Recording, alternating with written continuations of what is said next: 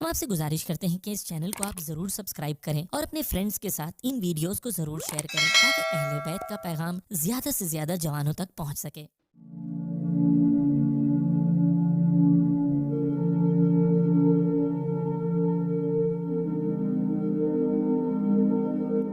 اعوذ باللہ من الشیطان اللعین الرجیم، بسم اللہ الرحمن الرحیم۔ حضرت امام صادق علیہ السلام اور سائل شکور۔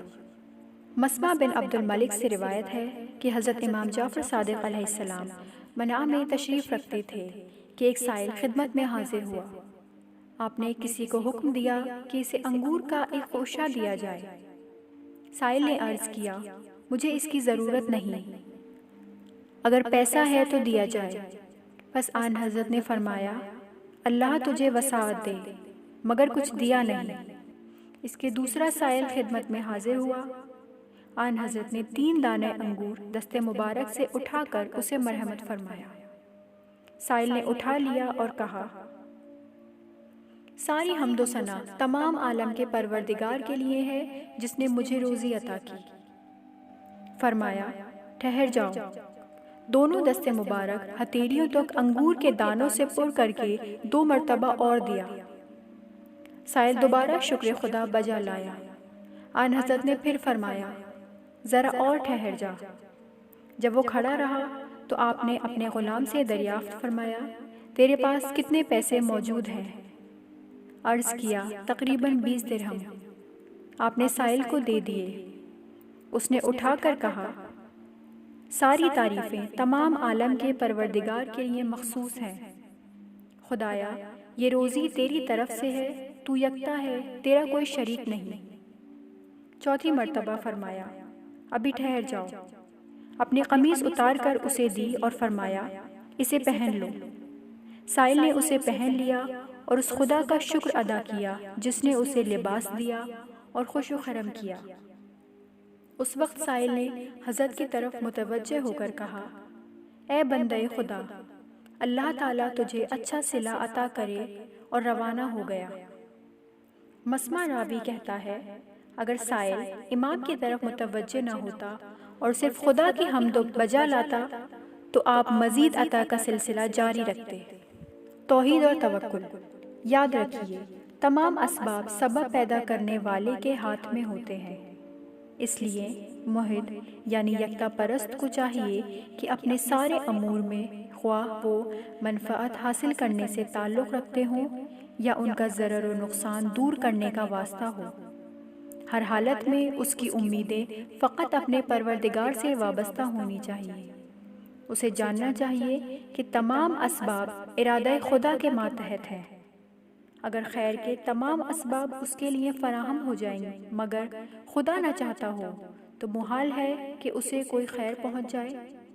اس طرح تمام ظاہری اسباب کے سلسلے اس سے کٹ جائیں اور خدا فراہم کرنا چاہتا ہو تو کسی صورت فراہمی کا سبب پیدا کر دے گا۔ اگر ضرر پہنچانے کے تمام اسباب اکٹھے ہو جائیں لیکن خدا اسے محفوظ رکھنا چاہتا ہو تو کوئی شر اسے چھو نہیں سکتا۔ توحید اور تسلیم۔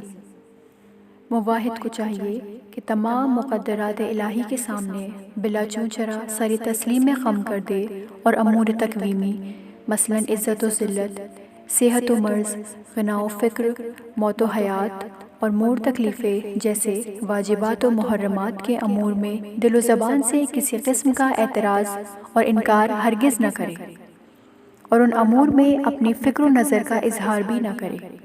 مثلاً ایسا کیوں ہوا، اس طرح ہونا چاہیے تھا، یا یوں کہیے بارش کیوں نہیں ہوئی، ہوا اس قدر گرم کیوں ہوئی، یا یہ کہنا کہ اللہ نے مجھے مال یا اولاد کیوں نہیں دی، فلاں جوان کیوں عنفوان جوانی میں مر گیا اور فلاں بوڑھا رہا، اللہ نے اس چیز کو واجب اور اس کو حرام کیوں قرار دیا۔ اس طرح کی باتیں بنانے والا در حقیقت خدا کی الوہیت اور اس کی ربوبیت میں اپنے کو شریک قرار دیتا ہے۔ اصول کافی، کتاب الایمان و الکفر، باب الشرک باللہ، 6 حدیث۔ اگر کچھ لوگ یکتا خدا کی جس کا کوئی شریک نہیں عبادت کریں اور نماز قائم کریں اور زکوٰۃ بھی دیں اور خانہ خدا کا حج بھی بجا لائیں اور ماہ رمضان کا روزہ بھی رکھیں، اس کے بعد ان احکام کے متعلق جو اللہ تعالیٰ نے یا پیغمبر خدا صلی اللہ علیہ وآلہ وسلم نے فرمائے ہیں اعتراض کریں اور کہیں ایسا کیوں نہیں کیا، یا دل میں تصور کریں اگرچہ زبان سے اقرار نہ بھی کریں پھر بھی وہ مشرک ہوں گے۔ اس کے بعد یہ آیت تلاوت فرمائی، پس اے رسول صلی اللہ علیہ وآلہ وسلم تمہارے پروردگار کی قسم یہ لوگ سچے مومن نہ ہوں گے تا وقت کا اپنے باہمی جھگڑوں میں تم کو اپنے حاکم نہ بنائے، پھر یہی نہیں بلکہ جو کچھ تم فیصلہ کرو اس سے کسی طرح دل تنگ بھی نہ ہو بلکہ خوش خوش اس کو تسلیم کر لیں اور اعتراض نہ کریں۔ سورہ نساء 65ویں آیت۔ اس کے بعد امام صادق علیہ السلام نے فرمایا تم پر لازم ہے کہ تسلیم کرو۔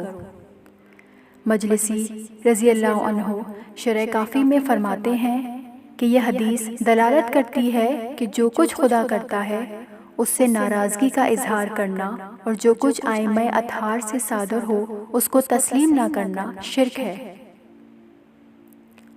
بنا برائے جب اہل توحید مصیبت و بلا میں گرفتار ہو جائیں تو اپنی زبان اور دل کو قضاء الہی کے بارے میں اعتراض کرنے سے روکنا واجب ہے۔ البتہ عزیزوں اور دوستوں کی موت پر گریہ و فریاد کرنا جائز ہے بلکہ پسندیدہ ہے، لیکن اعتراض کے طور پر کہنا یہ کیوں ہوا، ایسا نہیں ہونا چاہیے تھا، سراسر حرام ہے۔